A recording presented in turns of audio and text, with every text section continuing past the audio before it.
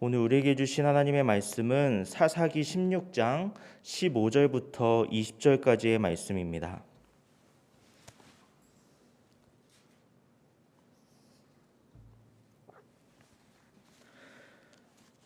사사기 16장 15절부터 20절까지의 말씀, 제가 한 절, 여러분이 한 절씩 교독하겠습니다.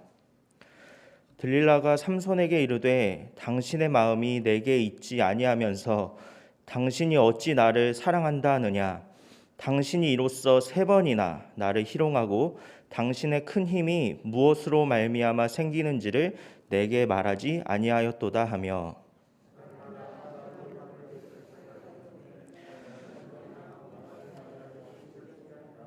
삼손이 진심을 드러내어 그에게 이르되 내 머리 위에는 삭도를 대지 아니하였나니 이는 내가 모태에서부터 하나님의 나실인이 되었음이라. 만일 내 머리가 밀리면 내 힘이 내게서 떠나고 나는 약해져서 다른 사람과 같으리라 하니라.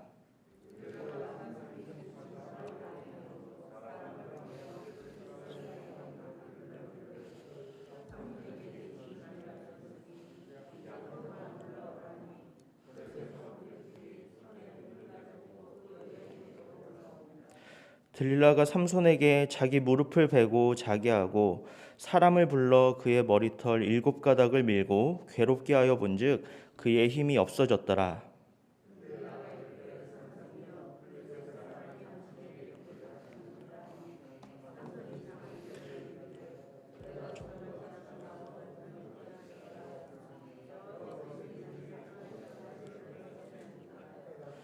아멘.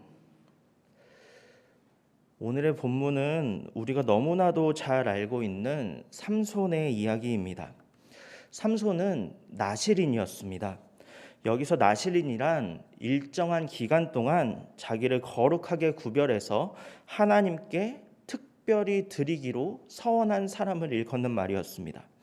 예를 들어서 내가 일주일 동안 하나님께 나 자신을 거룩하게 드리고 싶다는 그런 마음이 생기면 나실인으로서 머리에 칼을 대지도 않고 또 술을 먹지도 않고 또 죽은 자의 몸에 손을 대지도 않으면서 하나님 앞에서 그 일주일 동안 자신을 거룩하게 지키고 자신을 하나님께 드리는 것이었습니다. 그런데 삼손은 다른 나실인들과는 달랐습니다. 보통 나실인은 자기가 스스로 서원해서 하나님 앞에 자신을 드리지만 삼손은 어머니 태중에 있을 때부터 하나님께서 직접 삼손을 거룩하게 구별하셨고 어떤 정해진 기간 동안만 나실인으로 살 것이 아니라 삼손의 일평생을 나실인으로서 살도록 그렇게 하셨습니다. 이처럼 삼손은 평생을 나실인으로서 하나님 앞에 거룩하게 구별된 사람이었습니다. 그런데 만약에 그 머리에 삭도를 대게 되면 하나님과의 그 나실인으로서의 언약을 범하는 것이 되어서 하나님께서 주신 초자연적인 그런 힘을 빼앗기게 되는 상황이었습니다. 그래서 삼손에게 있어서 이 나실인으로서의 언약을 지키는 것, 자신을 거룩하게 구별하는 것은 다른 말로 하면은 자신이 가진 힘을 지키는 것이었기 때문에 그 거룩을 지키는 것이 곧 자신의 생명을 지키는 것과도 같았습니다. 그런데 삼손이 끝까지 거룩을 지켰습니까? 그렇지가 않았습니다. 삼손은 아름다운 블레셋 여인 들릴라를 알게 되면서 그녀와 사랑에 빠지고 말았습니다. 그런데 들릴라가 삼손에게 접근했던 그 목적이 무엇이었습니까? 함께 읽지는 않았지만 본문 5절 말씀을 보면 블레셋 사람들이 이 들릴라를 통해서 삼손이 가진 그 힘의 비밀을 알아내고 결국에는 삼손을 꺾는 것이 그 목적이었음을 알 수가 있습니다. 들릴라는 이처럼 자신에게 주어진 사명에 아주 충실하게 임했습니다. 틈만 나면은 삼손이 가진 힘의 비밀에 대해서 계속해서 캐묻고 또 캐물었습니다. 거기에서 그치지 않고 어떻게 해야 당신을 결박해서 굴복시킬 수가 있는 것인지 내게 말해달라고 아주 직접적으로, 아주 직설적으로 삼손에게 물어봤습니다. 이쯤 되면은 아무리 둔감한 사람이라도 이상한 낌새를 눈치채게 됩니다. 이 사람이 왜 이렇게 자꾸 내 비밀을 물어보는 거지? 내 비밀을 알아서 도대체 어디에 쓰려고 그러는 거지? 뭔가 다른 꿍꿍이가 있는 것은 아닌가? 하는 행동이 수상하니까 그 저희를 의심할 법도 합니다. 더군다나 삼손은 나실인이 아니었습니까? 하나님께서 함께 하시고 또 특별히 하나님께서 능력을 주신 나실인이라면 보통 사람들보다 더욱더 영적으로 민감해서 그러한 것들을 잘 분별하고 의심하고 경계해야 했음이 아주 마땅합니다. 그런데 삼손은 그렇게 하지 못했습니다. 아니, 그렇게 하지 못했던 것이 아니라 그렇게 하지 않았습니다. 오늘 본문 17절을 보면 삼손은 자신이 모태에서부터 하나님의 나실인이 되었다라고 고백을 합니다. 즉 삼손은 자신이 나실인이었음을 알고 있었고, 그러니 당연히 나실인의 규례 또한 잘 알고 있었습니다.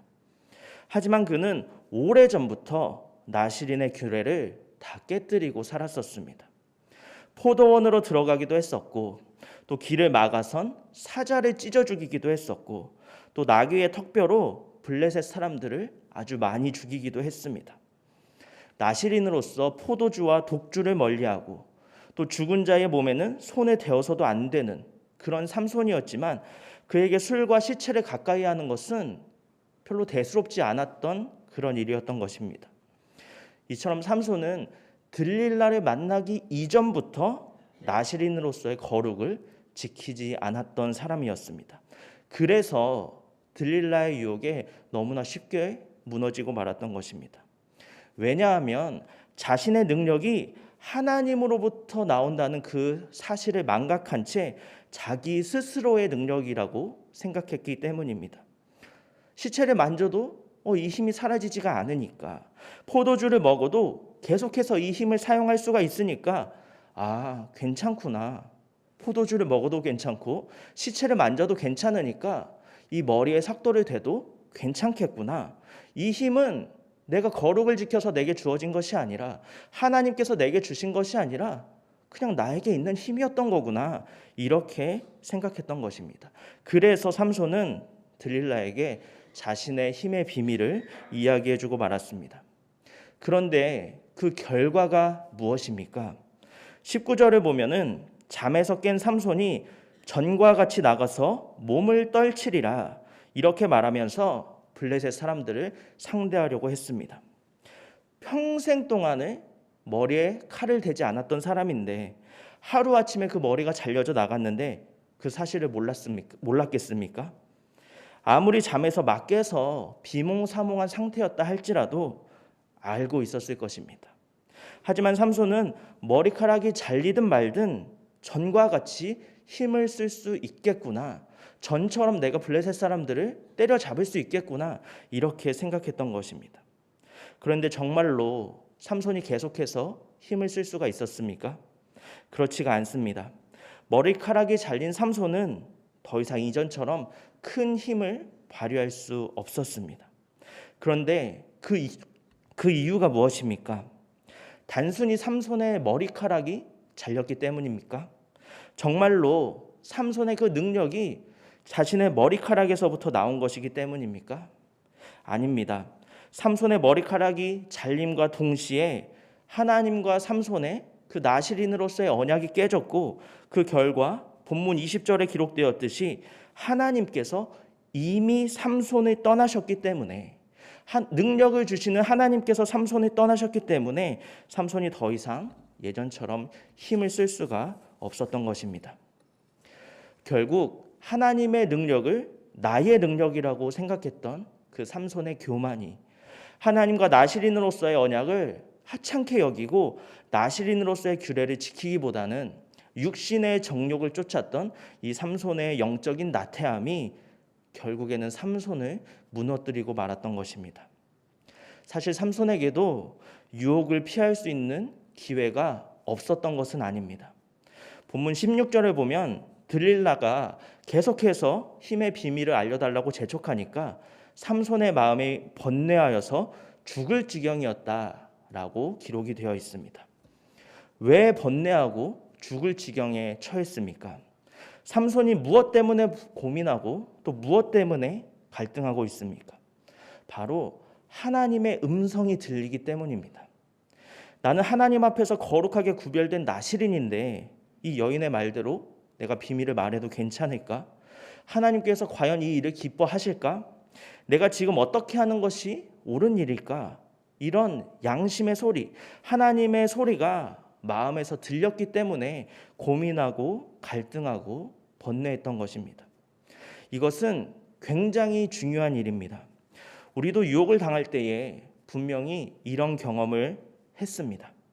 어려움을 만나고 또 위기를 만나고 유혹을 마주했을 때 마음에 갈등이 일어나고 괴로움이 생긴다는 것은 아직까지 우리의 믿음이 정상적으로 잘 작동하고 있다는 증거입니다.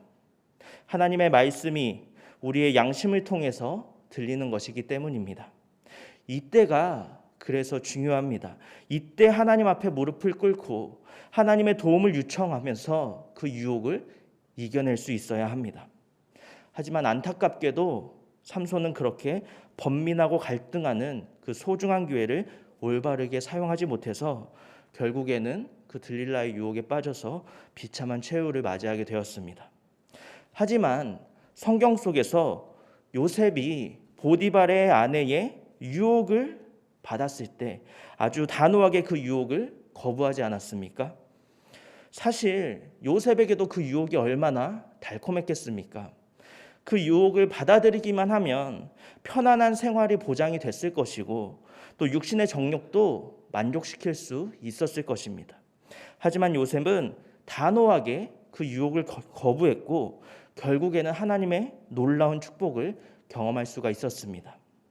사랑하는 성도 여러분, 이처럼 유혹에 빠진 결과는 비참한 최후를 맞이하게 되지만 유혹을 이기는 결과는 놀라운 하나님의 축복을 누리고 또 하나님의 영광에 참여하게 된다는 사실을 믿으시기 바랍니다. 혹시 우리 가운데 유혹 앞에서 고민하고 계신 분이 계십니까? 마음 한구석에 하나님의 세밀한 음성이 들리지는 않으십니까? 양심의 가책이 생기지는 않으셨습니까? 그것은 하나님께서 우리를 사랑하신다는 증거입니다. 이때 유혹을 단호하게 거부하시고 거룩을 잘 지켜내셔서 하나님을 기쁘시게 해드리고 또 하나님의 놀라운 영광과 축복에 참여하시는 저와 여러분이 되시기를 바랍니다. 함께 기도하겠습니다. 살아계신 하나님, 유혹이 가득한 이 세상을 살아가고 있지만 하나님께서 우리를 거룩한 하나님의 자녀로 삼으시고 오늘도 함께 하심에 감사를 드립니다. 우리도 삼손처럼 유혹을 받지만 주님께서 우리를 지켜주심을 믿습니다. 유혹 앞에서 단호하게 거절할 수 있도록 우리에게 믿음을 더하여 주시고 이 새벽 잠의 유혹을 이기고 주님의 말씀 앞에 선 것처럼 어떤 유혹이 오더라도 주님을 바라보며 넉넉히 이길 수 있는 힘과 능력을 덧입혀 주옵소서. 그렇게 우리의 삶이 주님의 능력을 힘입어서 주님의 거룩을 지키며 유혹을 이기고 세상을 이기는 승리자의 삶을 살아갈 수 있도록 우리의 삶을 인도하여 주옵소서. 감사드리며 살아계신 예수님의 이름으로 기도합니다. 아멘.